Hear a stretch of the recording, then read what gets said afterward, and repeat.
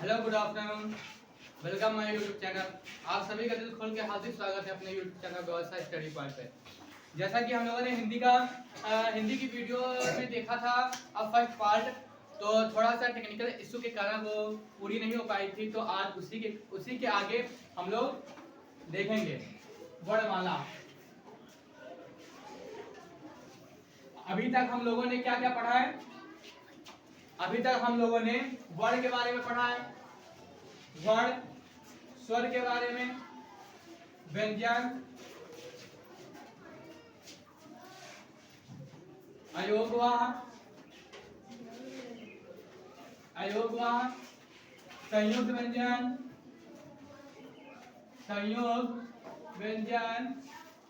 और उत्क्षिप्त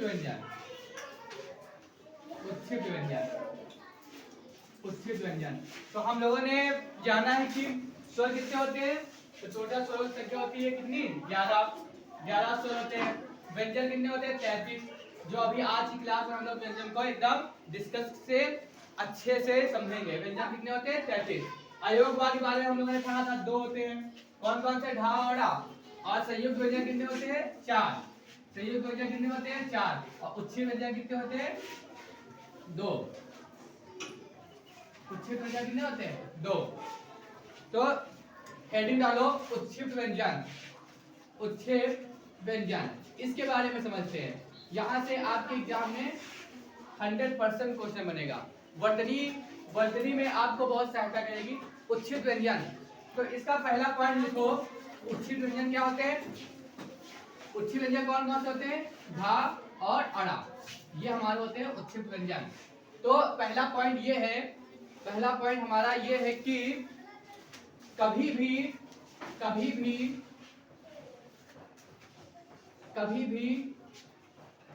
ये प्रारंभ में नहीं आएंगे।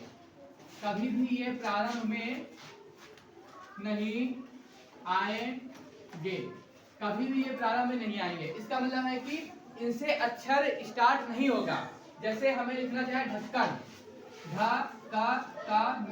ढक्कन, तो कभी भी उत्क्षिप्त व्यंजन से अक्षर स्टार्ट नहीं होगा। इसके नीचे पॉइंट नहीं होगा, ये हमारी वर्तनी क्या हो जाएगी? गलत हो जाएगी। तो ढक्कन को हम कैसे लिखेंगे? ऐसे, ढक्कन, ये हमारा सही है, पॉइंट नहीं लगेगा।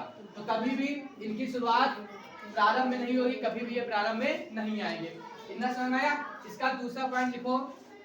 दूसरा पॉइंट ये कहता है कि कभी भी ये वर्ण एक साथ नहीं आएंगे। एक साथ मतलब होता है द्वित नहीं होंगे, द्वित नहीं आएंगे।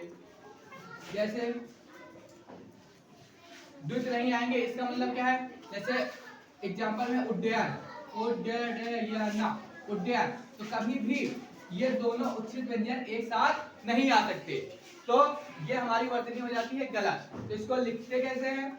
इसको उड्डयन हलंत लगा के लिख दिया था, आधा डा, तो ये हमारा सही हो जाएगा। और ये उत्क्षेप व्यंजन एक साथ नहीं आएंगे, तो ये हमारी गलत हो जाएगी। इसका तीसरा पॉइंट लिखो। और तीसरा पॉइंट क्या कहता है कि कभी भी उपसर्ग के साथ नहीं आएंगे। इनके आगे उपसर्ग नहीं होगा। कभी भी इनके साथ उपसर्ग नहीं होगा। जैसे हमने लिख दिया निरोध, कभी भी इनके सामने उपसर्ग नहीं होगा।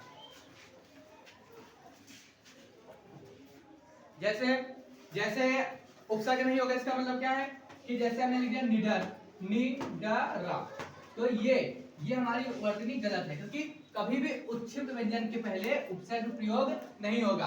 तो इसलिए हम निडर को ऐसे साधारण, ऐसे सिंपल तरीके से निडर को ऐसे लिखेंगे। तो ये हमारा निडर गलत हो जाएगा और ये हमारा निडर सही हो जाएगा। तो कभी भी इनसे अच्छा शुरुआत नहीं होगी, ये कभी द्वित नहीं होंगे, कभी इनके साथ उपसर्ग नहीं आएगा। और अगला पॉइंट लिखो। अगला पॉइंट ये है कि ये अंग्रेजी के शब्दों में प्रयोग नहीं किए जाएंगे। ये अंग्रेजी के शब्दों में प्रयोग नहीं किए जाएंगे। देखो, अंग्रेजी के शब्दों में प्रयोग नहीं किए जाएंगे। जैसे हमें रोड लिखना है, तो रोड, तो कभी भी रोड ऐसे नहीं लिखा गया। उत्क्षिप्त व्यंजन के साथ कभी भी इंग्लिश से, अगर इंग्लिश में उसका प्रोनाउंसिएशन हो रहा है तो वो हमारा गलत हो जाएगा। तो रोड को कैसे लिखेंगे? सिंपल तरीके से ऐसे रोड। इतना समय है तो ये कभी भी इंग्लिश के शब्दों में प्रयोग नहीं किए जाएंगे। पांचवा नंबर लिखो, पांचवा लास्ट नंबर ये है कि कभी भी इनके पहले अनुस्वार नहीं आएगा, अनुस्वार के साथ ये नहीं आएंगे। इधर लिखो पांचवा नंबर ये है कि ये अनुस्वार के साथ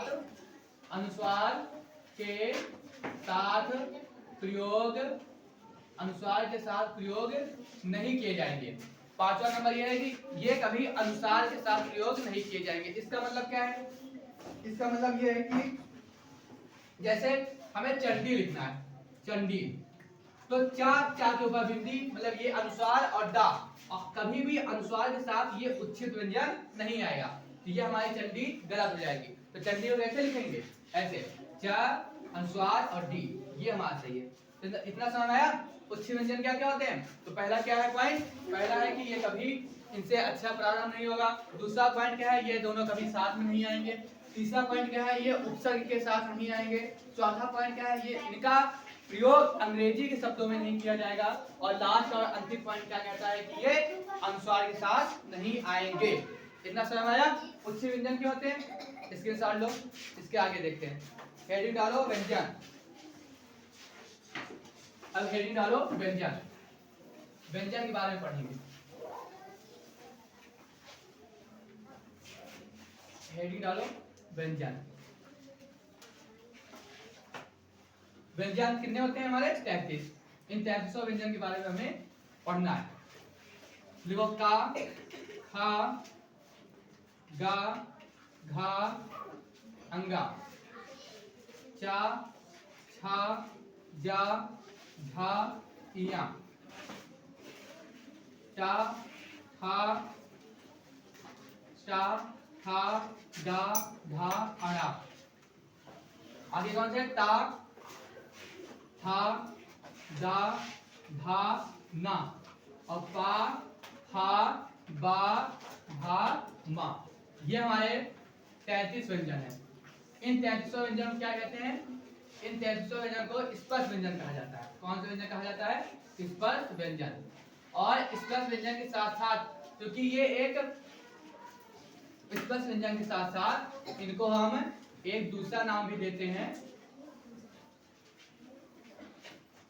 इनको हम एक दूसरा नाम भी देते हैं।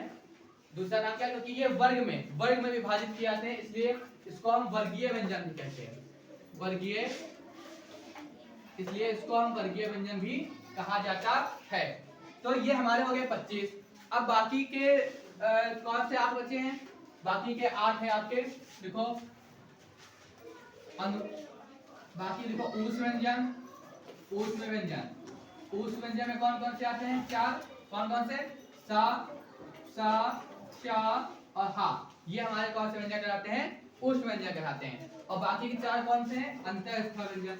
अंतःस्थ व्यंजन, इनकी संख्या कितनी होती है? तो अंतःस्थ व्यंजन की भी संख्या 4 होती है। कौन कौन से? या, रा, ला, वा। तो इस तरीके से 25, 4, 29, 4, 33। इस तरीके से हमारे टोटल व्यंजनों की संख्या कितनी हो जाती है? 33 हो जाती है। इतना समझ आया? अब आगे देखिए, आगे एक और बचता है, एक और है। बताओ कंठ तालव्य किसे कहते हैं? कंठ तालव्य। कंठ तालव्य कौन कौन से होते हैं? तो कंठ तालव्य कौन कौन से होते हैं? कंठ तालव्य होते हैं ए, ऐ, ओ, ए, ऐ। ए, ऐ हमारा क्या है? कंठ तालव्य। किससे मिलकर बना होता है? आ प्लस ई से। आ प्लस ई से मिलकर ए का निर्माण होता है, और आ प्लस ए से मिलकर ऐ का निर्माण होता है। ये हमारे क्या कहलाते हैं? कंठ तालव्य व्यंजन कहलाते हैं। और ऐसे ही कंठोष्ठ व्यंजन होते हैं। कंठोष्ठ व्यंजन। कंठोष्ठ में कौन कौन से आते हैं? ओ और औ। ओ और औ। ओ और औ हमारे कौन से व्यंजन कहलाते हैं? कंठोष्ठ व्यंजन कहलाते हैं। इनका निर्माण आ प्लस उ से, और इनका निर्माण आ प्लस ओ से। आ प्लस ओ से और आ प्लस ओ से। तो अभी हम लोगों ने जाना कि व्यंजन कितने होते हैं? व्यंजन होते हैं टोटल 33। उस व्यंजन के बारे में अंतःस्थ और कंठोष्ठ और कंठ तालव्य, इनके बारे में पढ़ चुके हैं। अब इसके बाद अभी थोड़ा सा बचा है कि अल्पप्राण, महाप्राण, सघोष और अघोष, इनके व्यंजन के बारे में पढ़ना है। तो इतना नोट करो जल्दी।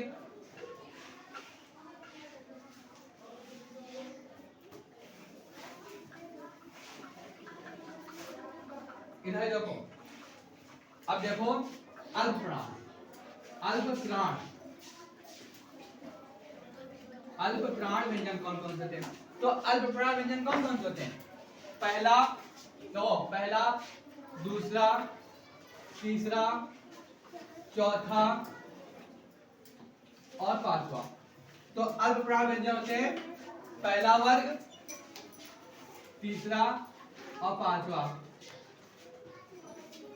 पहला, तीसरा और पांचवा, और प्लस पहला, पहले में जितने आते हैं का, चार, सात, था पहले, दूसरा, तीसरा, चौथा, पांचवा, मतलब कि 5 होते हैं, 5 में से पहला, तीसरा, पांचवा और सभी अंतःस्था व्यंजन, अंतःस्था व्यंजन मतलब या, रा, ला, वा और अड़ा, ये हमारे क्या कहलाते हैं? अल्पप्राण। पहला वर्ग, तीसरा और पांचवा और सभी अंतःस्था व्यंजन और अड़ा, ये हमारे क्या कहते हैं? अल्पप्राण कहलाते हैं। अब महाप्राण कौन कौन से आते हैं? महाप्राण के अंदर कौन कौन से आते हैं? बाकी बचे हुए महाप्राण, महाप्राण में कौन कौन से आते हैं?